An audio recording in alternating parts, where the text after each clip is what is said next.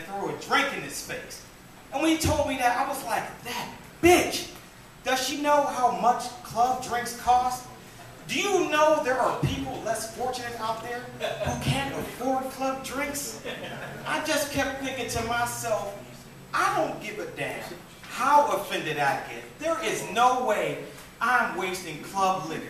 And I don't care if somebody went up to me like, you know what, you are so ugly, I should stab your mother. I would be like, you know what, I will still not waste a $15 drink in your face. I may move a stool down like I said good day, madam. But there is no way I'm still going to waste club liquor. There is a recession going on. But if I do get too offended and I get mad, you know what? If she makes fun of me, if I do get too offended, I will do something. I will be like, you know what? Take this. I will rub the ice across her face like, you should be ashamed of yourself. And because men don't waste drinks. I don't give a damn if a man gets offended. We're about to get into a fight. A man will down his drink and still drink it because he knows that's a good way to get out of a tab. If my drink tab gets up too high tonight, I will be like, who are you calling a nigga? And I will be talking to the only other black dude in the room. I'll be like, you know what, we're about to do this. I'll be yelling, reparations. Let's run. Let's start a riot. I lost my drink one time. No lie, seriously. I lost my drink in a club one time. Someone stole it. I called the cops. Serious. I was like, 911. They were like, 911 emergency. I was like, hello? I walked away just for a minute, and when I came back, he was gone. They were like, who, your son? I was like, no, my Long Island iced tea. Hello? Hello? And they hung up the phone. But yeah, men don't do that. And I got to go on to my second joke. I'm trying to remember the premise. I kept thinking we have a dude say about the weird shirt. But anyway, my wife watches all these crazy movies. Then she asks me crazy scenario questions. Like, would you take a bullet for me? Now in my mind I'm thinking, I don't know what to do if Mike Tyson punched you in the face. But in my mind I'm thinking, no. But of course I tell her, of course I would, dear, right in the grill. But I'm thinking, hell no. It's not like when I got married, the Reverend was like, till death do you part. Then he just turned to me like, bang. Like, who did I marry? The Crips? Are we going to be eating at Red Lobster? And she just be like, you know what? It's time.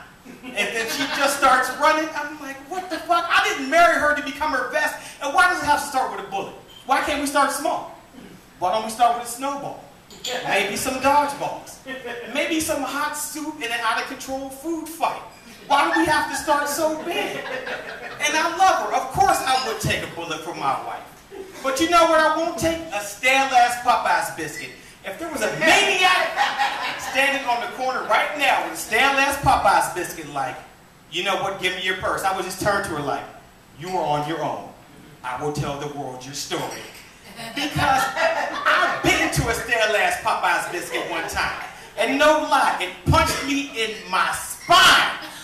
But I did get warned. I did get warned. When I went to Popeyes, the old Chinese man at the counter tried to warn me. He was like, you know what? Don't let this biscuit see light. Don't get it wet. And pray to God you don't feed it after midnight. God you don't feed it after midnight. I was like, what did I order? A two-piece and a gremlin? Speaking of gremlins, I gotta quit watching pornos. I have the weirdest knowledge about pornos that no man should ever have. I've acquired some odd knowledge. It would be okay if I acquired knowledge about pornos, about the female actors.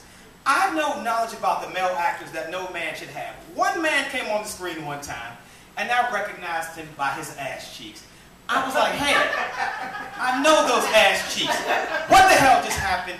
Am I gay, or are those the rules? Now, the next thing I know, I'm going to be going to Pornoholics Anonymous. Like, my name is Dorian. I recognize man ass cheeks. I do not want to be on Twitter like, you do a lot of squats at Mr. Marcus. I'm not going to lie. The pornos that I watch are terrible. I see shit in my pornos that shouldn't even be there. I was watching a porno the other day, and I saw in the background, there were cars outside the window stopped at traffic lights in the background of sex. I saw the cameraman on his cell phone. In one scene, a guy walked into the background and got on his email. But that's not even the worst. The worst scene I ever saw was I heard a police siren in the background. And the porno actor got up and went to the blinds and looked out the window with a gun and turned to the camera like, I ain't going back. That porno turned from a porno to real stories of the highway patrol real fast. But still, that has to be the best job ever. And I know I'm the second one to talk about pornos. That still has to be the best job ever. If you paid me to have sex, I'd be working doubles all the time. My friends would be like, where the fuck is Dorian? I'm like, he's still at work? He is a machine. I wouldn't even care if I didn't get the job. I'd be at the interview, I'd get done. They'd be like, Mr. Taylor, I'm sorry, we're going to have to go in different directions, but thank you for your time. I'd be all relaxed like, no, thank you. But I don't know how you can go from doing that to doing a regular job. Like, how do you do that? I couldn't go back to doing a regular job. I would sound like Morgan Freeman in The Shawshank Redemption. I'd be taking breaks. I'd be losing it. Every couple hours, I'd be talking to my boss like, fuck break, boss? And the other thing is, again, I did watch a porno on my wife one time. And she had the nerve to do the same thing, ask me another crazy scenario question like, how come you can't do that? This time I had to be honest. I was like, because I can't. Period. Like, this dude was huge. Like, he was having sex, quit fucking, got up, made a sandwich, and was still having sex. He's putting lettuce on the bread, and he's still stroking. I was like, this is amazing. His dick was so big, I think it filed a separate tax return. But she made me feel some type of way because I'm black. We're all thinking it. And I was like, you know what? I'm not going to break the stereotype. So I was like, you know what? I'm going to call the male enhancement, lines. And I was like, I'm going to do this. So I was still 50-50. I was about to call the male enhancement lines. Then I'm watching it one night. And then I kept seeing, I was like, I'm not going to call. Then they hit you with the black dude. And the black guy came on. He was like, yeah, I use it too. The stereotype is now dead. I was like, okay, I can do this. So I called up, but I didn't make it past the ordering stage. It was like, okay, Mr. Taylor.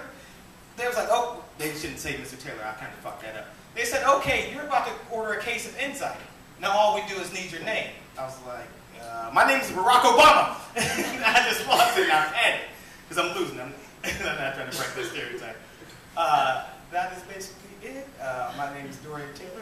Thank you for your time. Dorian, guys.